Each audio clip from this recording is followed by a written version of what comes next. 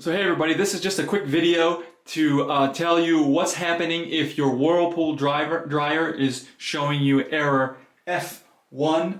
So if it's showing you an error F1, it means there is something wrong with the control board, something wrong with the electronics.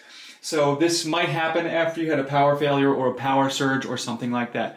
So the most simple fix for this is to come around and simply unplug your dryer, leave it unplugged for a couple of minutes, plug it back in, and then see if that fixes the problem. Now, if that does not fix the problem, then there are some other things you can do. It's probably might be a burnt out switch somewhere, but that gets into more technical stuff. You're probably better off just calling a technician. But anyways, so if you're getting an F1 error on your Whirlpool dryer, try turning it off, leaving it off for a couple minutes, and see if that fixes the problem. Hopes this helps. Had a great day.